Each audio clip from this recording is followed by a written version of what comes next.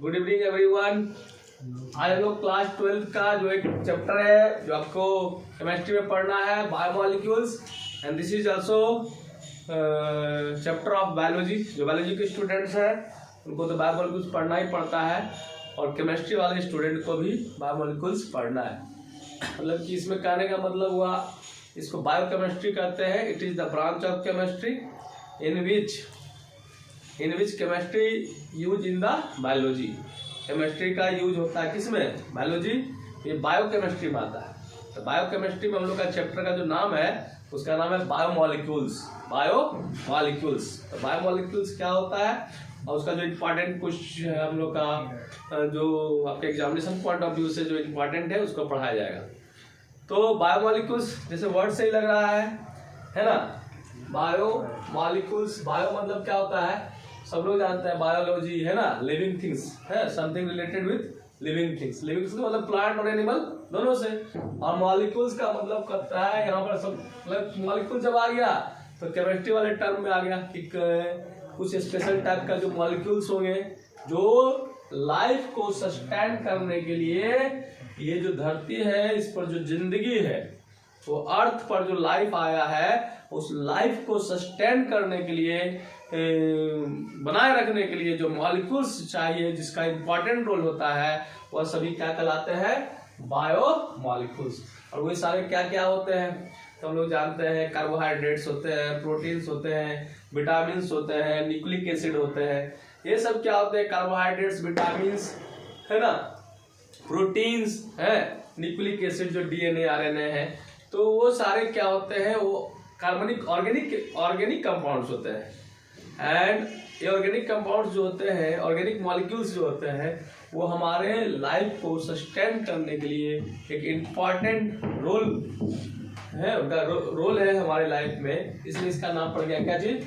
Biomolecules. कहता है all common activities of living organism. जितने भी कॉमन एक्टिविटीज होते हैं लिविंग ऑर्गेनिज्म में, चाहे प्लांट हो चाहे एनिमल्स हो, है ना। आप कमा लेते हैं, कोई प्रोसेस है, रिस्पिरेशन है, डाइजेशन है ना, रिप्रोडक्शन है, कॉमन एक्टिविटीज है। तो जितने भी कॉमन एक्टिविटीज है, all common activities of living organism involve reaction of certain compound. वहां पर कुछ क्या होता है? रिएक्शन होता है ना, सर्टेन कंपाउंड्स के बीच। सच कंपाउंड्स और कॉर्ड्स, उसी कंपाउंड्स को क्या कहते हैं हम लोग? बायोमॉलिक्यूल्स कहते हैं। ओके, तो उसमें कौन कौन सा इंपॉर्टेंट कंपाउंड्स है होता है जनरली बायोमॉलिक्यूल्स में? कौन होते हैं?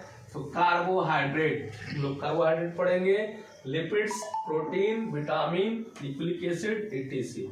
ये सारे जो हैं ये आपके बायोमॉलिक्यूल्स के कैटेगरी में आते हैं। कार्बोहाइड्रेट्स है ना, आप लोग सब लोग नाम सुने होंगे, बचपन से सुनते आते हैं। कार्बोहाइड्रेट जो होता है हम लोग को क्या करता है? एनर्जी देता है। क्या देता है? एनर्जी देता है ना। उसी तरह हम लोग का लिपिड्स भी पढ़े हैं। प्रोटीन तो बहुत इंपॉर्टेंट होता है जो बच्चे लोग हैं उसका ग्रोथ के लिए, उसका डेवलपमेंट के लिए, है ना, उसका मेंटल डेवलपमेंट के लिए भी प्रोटीन बहुत जरूरी होता है। विटामिन का नाम भी आप लोग सुने हैं, है ना। तो विटामिन के बारे में भी पढ़ेंगे हम लोग, आपके सिलेबस में विटामिन भी पढ़ना है। और न्यूक्लिक एसिड है ना, डीएनए है, वो क्या है आपका, हम लोग जानते हैं जितने भी जो है भगवान जो है सबको बनाया है डिफरेंट, है ना। ये सब लोग डिफरेंट है ना। वो कैसे पता चल जाता है? डीएनए टेस्ट से पता चल जाता है, फिंगरप्रिंट से पता चल जाता है कि नहीं। सबका डीएनए क्या होता है? स्पेसिफिक होता है। क्या होता है? स्पेसिफिक होता है। ये सारा जो मॉलिक्यूल्स है यही आपका एग्जाम्पल्स है इसका, बायोमॉलिक्यूल्स का। तो बायोमॉलिक्यूल्स का जो इम्पोर्टेंट वर्क होता है उसका काम होता है कैटाबोलिज्म और एनाबोलिज्म में पार्टिसिपेट करना। कैटाबोलिज्म बायोलॉजी वाले वर्ड है। तो कैटाबोलिज्म का मतलब क्या हुआ? कुछ सेल्स हमारे क्या करते हैं? डिसोसिएट करते हैं, डिग्रेडेट करते हैं, है ना। अब कुछ सेल क्या करते हैं? बनते हैं। तो ये जो सेल का मतलब कि टूटना और सेल का जो बनना ही है, एक टूटना क्या कहलाएगा? कैटाबोलिज्म। बनना क्या कहलाएगा? एनाबोलिज्म। तो ये कैटाबोलिज्म और एनाबोलिज्म प्रोसेस जो हमारे बॉडी में होता है उसमें बायोमॉलिक्यूल्स का बहुत ही इंपॉर्टेंट रोल होता है। ठीक है, biomolecules play important role in the process of क्या चीज? Catabolism and anabolism. ओके, ये हम लोग का बेसिक आइडिया था। अभी हम लोग बात करते हैं कार्बोहाइड्रेट की बात करते हैं। Write down carbohydrate. तो हम लोग आज जो है बायोमोलिक्यूल्स में पहला जो बायोमोलिक्यूल्स है जिसका नाम है कार्बोहाइड्रेट्स, कार्बोहाइड्रेट्स के बारे में जानेंगे। तो कार्बोहाइड्रेट्स में दो वर्ड्स है, उसका ही कुछ मतलब है। क्या क्या वर्ड्स है? कार्बोहाइड्रेट्स का मतलब कार्बन प्लस हाइड्रेट्स मतलब वाटर, मतलब वैसा मॉलिक्यूल्स जिसमें कार्बन हो और क्या हो, वाटर हो, उसको क्या कहेंगे? कार्बोहाइड्रेट्स। तो ओल्ड कंसेप्ट ऐसा माना गया, जो पुराने लोग थे ऐसा मान लेते थे कि कार्बोहाइड्रेट जो होता है वह क्या चीज का बन के मिला होता है? कार्बन, हाइड्रोजन और ऑक्सीजन। कार्बन, हाइड्रोजन और ऑक्सीजन से मिलकर बना है और वो क्या है? कार्बोहाइड्रेट है। और उसका जो फॉर्मूला होगा, जनरल फॉर्मूला होगा CxH2O होल वाइज।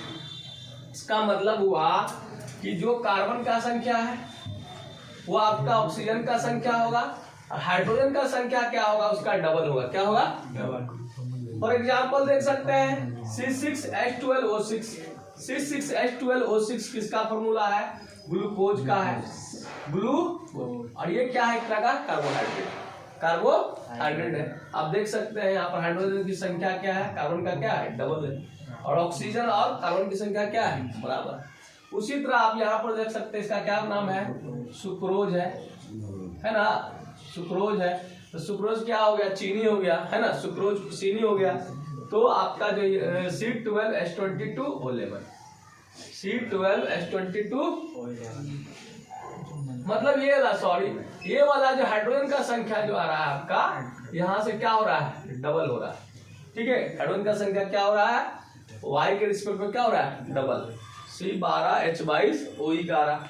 और यहाँ पर भी देख सकते हैं C6H10O5N, ये आपका क्या है? स्टार्च का फॉर्मूला है। ये सभी फॉर्मूला क्या होता है? CxH2O5 में आ जाता है। तो लोग शुरू बोले कि वैसा ऑर्गेनिक कंपाउंड जो इस फॉर्मूला में एग्जिस्ट कर जाएगा, जो कार्बन और हाइड्रेट के फॉर्म में होगा, उसको क्या कर देंगे? कार्बोहाइड्रेट। लेकिन कुछ समय के बाद लोगों को पता चला कुछ ऐसे भी कंपाउंड्स हैं जो इस जनरल फॉर्मूला को फॉलो नहीं करता है। जो कार्बोहाइड्रेट का जो जनरल फॉर्मूला दिया गया उसको फॉलो नहीं करता है, लेकिन उसका बिहेवियर किसकी तरह है, उसका नेचर किसकी तरह है, उसका प्रॉपर्टी किसकी तरह है? कार्बोहाइड्रेट की तरह। तो ये देखिए बहुत सारे कंपाउंड्स है। There are several compounds which does not show above formula को फॉलो नहीं करता है, but they are carbohydrate। जैसे C6H12O5, C6H12O5 इस फॉर्मूला में एग्जिस्ट कर ही नहीं रहा है, लेकिन फिर भी इसके पास प्रॉपर्टी किसका है? कार्बोहाइड्रेट का है ना। इसको C6H12O5 को कहेंगे रैमनोज कहेंगे। ठीक है, उसी तरह C7H कितना? 14 और O6, यह भी आपका फॉर्मूला में नहीं आएगा, है ना। इसका नाम है रैमनोहेक्सोज। ये आपका क्या है? कार्बोहाइड्रेट है, कार्बोहाइड्रेट का प्रॉपर्टी है, लेकिन कार्बोहाइड्रेट का जो जनरल फॉर्मूला है उसमें नहीं आता। और बहुत सारे ऐसे ऑर्गेनिक कंपाउंड्स है जिसका जनरल फॉर्मूला इसमें एग्जिस्ट कर जाता है, लेकिन वह कार्बोहाइड्रेट का प्रॉपर्टी नहीं रखता है। जैसे CH2O जो है आपका क्या है? CH2O है ना, जिसको आप ऐसे भी लिख सकते थे। तो ये क्या है? ये फॉर्मल्डिहाइड है। एल्डिहाइड है, एल्डिहाइड का प्रॉपर्टी क्या होता है? कार्बोहाइड्रेट से अलग होता है, लेकिन ये केस जनरल फॉर्मूला में तो आ ही रहा है ना। CH2O तो आ ही रहा है, CH2O आ रहा है, जनरल फॉर्मूला में आ रहा है। तो इसको तो लोग क्या बोलना चाहिए? कार्बोहाइड्रेट। लेकिन कार्बोहाइड्रेट तो है नहीं, तो इसका प्रॉपर्टी क्या है? डिफरेंट है। सिमिलरली यहाँ पर देख सकते हैं C2H4O2, C2H4O2 ये एसिटिक एसिड का फॉर्मूला है। इसको आप इस तरह भी अरेंज करके लिख सकते हैं CH3COOH, तो C2H4O2 एसिटिक एसिड हो गया। एसिटिक एसिड भी किसका, इसका फॉर्मूला जो है वो किससे आपका मैच कर जा रहा है? कार्बोहाइड्रेट के जनरल फॉर्मूला से। लेकिन एक्चुअली में क्या है? एसिटिक एसिड कार्बोहाइड्रेट के प्रॉपर्टी को शो नहीं करता है। उसी तरह लैक्टिक एसिड है C3, उसका फॉर्मूला है आपका, मोलेकुलर फॉर्मूला C3H6O3 है। वह भी आपका क्या है? कार्बोहाइड्रेट के जनरल फॉर्मूला में है, लेकिन इसका बिहेवियर कार्बोहाइड्रेट की तरह नहीं है। समझ में? मतलब कि ये वाला बात जो था, लोगों का जो कहना था, कार्बोहाइड्रेट जो वर्ड था वो कार्बन और हाइड्रेट से मिलकर जो बना है, और वो जनरल फॉर्मूला उनका दिया गया CaX H2O और कहा कि जो इस फॉर्मूला में आएगा वो सारा कंपाउंड क्या होगा, कार्बोहाइड्रेट होगा, लेकिन ऐसा होता नहीं। इसका मतलब एक ऐसा डिफिनेशन का जरूरत पड़ेगा जो क्या करेगा, सारे को क्या करेगा, डिफाइन करेगा। तो मॉडर्न कंसेप्ट क्या कहता है, क्या होता है कार्बोहाइड्रेट, अब उसको बता रहे हैं। ओके, ये सारे कौन से कंसेप्ट थे, ओल्ड कंसेप्ट। कार्बोहाइड्रेट जो वर्ड आया वहां से आया, लेकिन इसमें कुछ ना कुछ क्या प्रॉब्लम हो गया। प्रॉब्लम यही हो गया कि कुछ ऐसे भी कंपाउंड थे जिसका जनरल फॉर्मूला कार्बोहाइड्रेट की तरह था, लेकिन वो कार्बोहाइड्रेट नहीं था।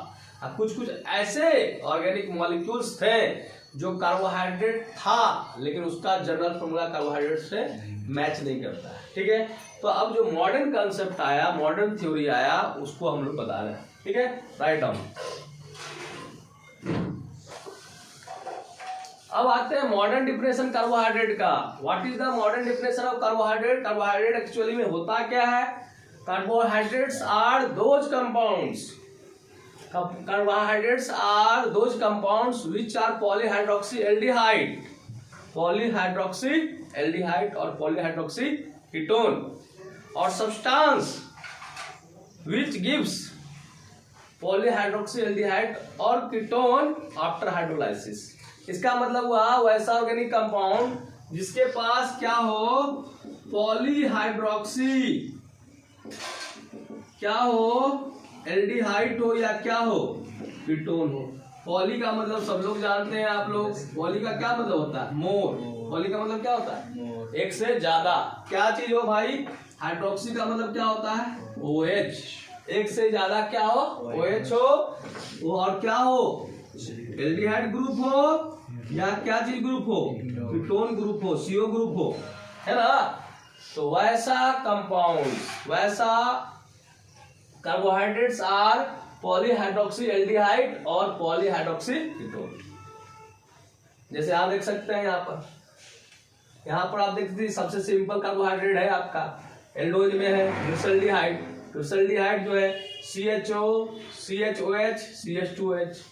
इसमें क्या है, एक से ज्यादा क्या है, OH है, और एक क्या चीज है आपका, CHO ग्रुप है। तो यह क्या है, कार्बोहाइड्रेट है। और दूसरा भी एग्जांपल देख सकते हैं यहाँ पर, ये यहाँ पर है, 2 बार OH है, तो क्या बोल दिया, डाईहाइड्रोक्सी। CO को क्या बोल दिया, कीटोन, डाईहाइड्रोक्सी एसीटोन। यह भी क्या है, कार्बोहाइड्रेट है। यह है कीटोजेज, क्या चीज है, ये क्या है, एल्डोजेज। कोई डिफिनेशन कहता है कार्बोहाइड्रेट्स आर पॉलीहाइड्रोक्सी एल्डिहाइड और पॉलीहाइड्रोक्सी कीटोन। और क्या कहता है, सब्सटेंस अगर नहीं भी है, उसके पास ये चीज नहीं है, लेकिन अगर वो हाइड्रोलाइसिस कर करके इस तरह का देगा, किस तरह का, पॉलीहाइड्रोक्सी एल्डिहाइड या पॉलीहाइड्रोक्सी कीटोन, तो उस कंपाउंड को भी हम लोग क्या कह देंगे, कार्बोहाइड्रेट कहेंगे। क्या कहेंगे, क्लियर है। तो ये आप डिफिनेशन याद कर लेंगे। व्हाट इज कार्बोहाइड्रेट, अगर आपके 12th एग्जाम में आएगा तो लिख दीजिएगा, कार्बोहाइड्रेट्स आर पॉलीहाइड्रोक्सी एल्डिहाइड्स और पॉलीहाइड्रोक्सी कीटोन्स और substances which gives polyhydroxy aldehyde और polyhydroxy ketones after hydrolysis are known as carbohydrate. समझ में आ गया, ओके है। ये आपका देखिए सबसे सिंपल आपका एग्जांपल दिया गया है। आगे आप पढ़ेंगे हम लोग का कार्बोहाइड्रेट 2 टाइप्स का में हो जाएगा, एक होगा एल्डोजेज और एक हो जाएगा कीटोज। वैसा कार्बोहाइड्रेट जिसमें क्या होगा, एल्डिहाइड होगा, उसको एल्डोजेज बोलेंगे। वैसा कार्बोहाइड्रेट जिसमें क्या होगा, CO ग्रुप होगा, वैसे तो रहेगा ही रहेगा, है ना। तो ये आपका क्या होगा, एल्डोजेज और क्या होगा, कीटोजेज। हम लोग का सबसे सिंपल कार्बोहाइड्रेट जो है वो आपका क्या है, ग्लिसरॉल्डिहाइड है। ग्लिसरॉल्डिहाइड में पूछेगा कि जो OH है वो कितना कितना डिग्री का OH है ना। तो यहाँ पर देख सकते हैं ये OH है, CH2OH से जुड़ा हुआ है। इसके अगल बगल घूमने पर कितना कार्बन मिलता है, 1 कार्बन।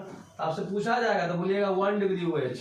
कितना डिग्री है, 1 डिग्री। ये 1 डिग्री है। और कितना डिग्री है ये, इसके अगल बगल कितना कार्बन है, 2 है। तो ये कैसा हो जाएगा, 2 डिग्री। पहला क्वेश्चन ये भी पूछ सकता है कि in the case of glyceraldehyde how many types of OH group is present, है ना, alcohol group is present, hydroxy group is present 1 degree 2 degree 3 degree, तो आंसर हो जाएगा 1 डिग्री एंड 2 डिग्री। ठीक है, और दूसरा क्वेश्चन पूछ सकता है कायरल कार्बन।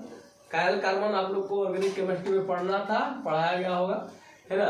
तो कायरल कार्बन क्या होता है? वैसा कार्बन जिसके अगल बगल चारों बगल जाने पर 4 डिफरेंट ग्रुप मिलेगा, है ना। वैसा कार्बन जिसके अगल बगल घूमने पर 4 डिफरेंट ग्रुप मिलेगा।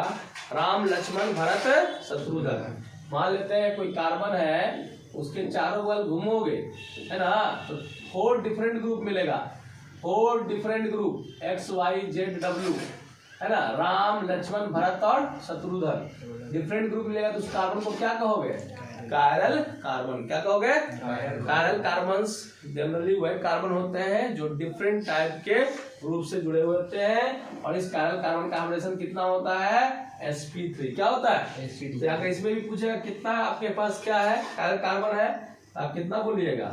1 बोलिएगा, क्योंकि OH एक ग्रुप हुआ, CHO एक ग्रुप हुआ, हाइड्रोजन एक ग्रुप हुआ, 1 हुआ, राम लक्ष्मण भरत और शत्रुघ्न, तो 4 डिफरेंट ग्रुप हुआ। इस कार्बन को कहेंगे कायरल कार्बन। तो ग्लिसरॉल्डिहाइड में कितने कायरल कार्बन है?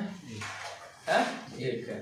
ठीक है, ओके। तो कार्बोहाइड्रेट का डिफिनेशन समझ में आ गया। ये सब थोड़ी बातें एक्स्ट्रा बता दिया गया ताकि आप लोग इसको भी जान जाए। ये सब क्वेश्चन आते हैं, राइट डाउन। अब हम लोग कार्बोहाइड्रेट का क्लासिफिकेशन करेंगे। कार्बोहाइड्रेट्स को है डिवाइड करेंगे ताकि कार्बोहाइड्रेट को इजी वे में क्या कर सके, समझ सके, बढ़िया समझ सके। तो हम लोग को पढ़ना है क्लासिफिकेशन ऑफ क्या चीज? कार्बोहाइड्रेट। तो कोई भी क्लासिफिकेशन होता है ना, उसका जरूर कोई बेसिस होता है। कहीं पर वेट होता है, कहीं पर स्ट्रक्चर होता है, कहीं पर उसका ओरिजिन होता है। बिना कोई बेसिक का हम लोग उसको क्लासिफाई नहीं करते, है नहीं। क्लासिफिकेशन में बहुत इंपॉर्टेंट होता है उसका क्या चीज उसका बेस लिए हैं, क्या हम क्या कारण उसको लिए हैं जिसके चलते उसको क्या कर रहे हैं? क्लासिफाई कर रहे हैं। ठीक है ना। तो यहाँ क्लासिफिकेशन का जो बेसिस है वो बहुत इंपॉर्टेंट है। आपका क्या है? Hydrolysis. Classification of carbohydrates on the basis of hydrolysis. किसके बेस पर, किसके हम लोग इसमें क्या लिए हैं, किस पॉइंट पर इसको हम लोग क्लासिफाई कर रहे हैं? Hydrolysis. What is hydrolysis? You know that hydro मतलब वाटर, लाइसिस मतलब ब्रेक डाउन, है ना। Hydrolysis is the process in which break down of bond occur in the presence of water. Water के प्रेजेंट में जो बॉन्ड टूटता है उसी को क्या करते हैं हम लोग? हाइड्रोलाइसिस करते हैं। तो हाइड्रोलाइसिस के बेसिस पर कार्बोहाइड्रेट्स को हम लोग बांटेंगे। We can classify carbohydrates into 3 types mainly. One is known as monosaccharides, oligosaccharides and polysaccharides. तो ये टेक्निकल वर्ड है। जैसे कार्बोहाइड्रेट्स में भी अपना मतलब है कुछ, तो यहाँ भी मतलब है। मोनोसैकेराइड्स, ओलिगोसैकेराइड्स और polysaccharides, they are technical words. Technical words का मतलब वैसा वर्ड जिसमें क्या हो, नाम में कुछ का क्या हो, अर्थ हो। जैसे साइंस में ज्यादातर वर्ड टेक्निकल वर्ड होते हैं और कुछ नॉन टेक्निकल वर्ड होता है। नॉन टेक्निकल वर्ड उसको कहते हैं जिसका कुछ विशेष अर्थ नहीं होता है। टेक्निकल वर्ड मान लेते मेरा नाम आनंद है, तो इसका मतलब वैसा है, मतलब क्या वो खुशी रहे, उसको क्या कहेंगे? आनंद कहेंगे, है ना। जो हैप्पी रहता है उसको। मान लेते नाम रहा टिंकू जिया, इसका क्या मतलब?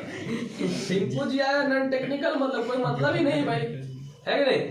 तो इसी तरह हम लोग यहाँ पर जो है यहाँ देख सकते हैं ये सब टेक्निकल वर्ड्स है, इसका खुद का मतलब है। जब टेक्निकल वर्ड हो जाता है तो उनको पढ़ने में क्या हो जाता है? आसान हो जाता है। साइंस में मोस्टली जो होते हैं वो वर्ड्स जो होते हैं कैसे होते हैं? टेक्निकल होते हैं। उसके खुद के क्या होते हैं? मतलब होते हैं। उसमें हमको ज्यादा समझ में ज्यादा आएगा। तो देखिए सब लोग जानते हैं मोना डार्लिंग, मोना डार्लिंग। तो यहाँ मोना नहीं है, मोनो है। अब मोना डार्लिंग तक के को होगी, एक से ज्यादा नहीं ना होगी। अब पता नहीं, आजकल तो युग ज्यादा हो गया है ना, कुछ भी हो सकता है। तो यहाँ पर मोनो मतलब क्या हुआ? 1। कितना हुआ? 1। और सैकराइड्स मतलब हुआ sugar, simplest sugar. Simplest sugar का मतलब एकदम लास्ट वाला, है ना। तो मोनोसेक्राइड्स मतलब कि वैसा कार्बोहाइड्रेट जिस मतलब 1 यूनिट हो, सिर्फ क्या कितना यूनिट हो, 1 यूनिट हो, उसको हम लोग फिर हाइड्रोलाइसिस कर नहीं पाए, है ना। ये सबसे सिंपलेस्ट शुगर है, उससे नीचे वो जाएगा ही नहीं, तो वो क्या कहलाएगा, मोनोसेक्राइड्स। ठीक है। Yes sir. ओलिगो, ओलिगो का मतलब क्या होता है, थोड़ा है, थोड़े की जरूरत है, जिंदगी बहुत खूबसूरत है कि नहीं। ओलिगो मतलब क्या होता है, थोड़ा, क्या होता है, थोड़ा। इसमें तो एक की बात हो रही है, इसमें थोड़ा की बात हो रही है, ओलिगो। तो ये कितना से कितना होगा, इसका हाइड्रोलाइसिस करोगे तो कितना यूनिट देगा, 2 से लेकर 10 यूनिट देगा मोनोसेक्राइड्स का, है ना। 2 से लेकर कितना यूनिट देगा, 10 यूनिट तक देगा। तो वो कार्बोहाइड्रेट क्या कहलाएगा, ओलिगोसेक्राइड। अब पॉली तो जान नहीं रहे हैं, है ना। पॉली वर्ड जो है बहुत ज्यादा फेमस वर्ड हो गया है, पॉलीमर, पॉलीथीन। पॉली का मतलब क्या होता है, मोर, है ना। मोर क्या चीज, मोर, बहुत ज्यादा, 10 से भी ज्यादा। तो ऐसा कार्बोहाइड्रेट जिसका हाइड्रोलाइसिस करेंगे तो क्या करेगा, 10 यूनिट से भी ज्यादा क्या करेगा, आपको देगा। किसका, शुगर का, है ना। कार्बोहाइड्रेट्स का भी कर सकते हैं, तो उसको क्या कहेंगे, पॉलीसेक्राइड्स। ठीक है। तो हम लोग इसको थोड़ा सा डिफाइन भी कर देते हैं, आप लोग समझ ही गए होंगे। मोनोसेक्राइड्स क्या होता है, तो such type of carbohydrates which can not be hydrolyse, वैसा कार्बोहाइड्रेट जो हाइड्रोलाइज नहीं होगा। ठीक है, जो है पानी में डालने के बाद उसमें डिसोसिएशन नहीं होगा, जैसा है वैसा ही रहेगा, उसके क्या कहेंगे, मोनोसेक्राइड्स। इसके कुछ कॉमन एग्जांपल हैं जो आप याद कर लेंगे। क्या है, ग्लूकोज, फ्रुक्टोज, राइबोज, है ना। GFR जो है, GFR, ठीक है। ग्लूकोज और फ्रक्टोज और क्या चीज, राइबोज, इसका एग्जाम्पल है। ये सभी एग्जाम्पल किसके हैं, मोनोसेक्राइड्स के। ग्लूकोज तो खाते ही हैं आप लोग, है ना। इंस्टेंट एनर्जी, तुरंत एनर्जी देता है, देता ही नहीं देता है। थके हुए आते हैं तो घर में क्या करते हैं, आजकल तो ग्लूकॉन डी मार्केट में बहुत ज्यादा अवेलेबल है ना। बच्चा लोग बोतल में घोल करके रख लिया और उसको क्या किया, पी लिया, ताकि क्या हो, इंस्टेंट एनर्जी मिले। देता भी है ग्लूकोज, इंस्टेंट एनर्जी देता है। फ्रक्टोज, है ना, फ्रक्टोज है, राइबोज है। तो ये सारे कैसे कार्बोहाइड्रेट्स हैं, मोनोसेक्राइड्स। ओके, अब राइट डाउन, उसके बाद हम लोग लिखेंगे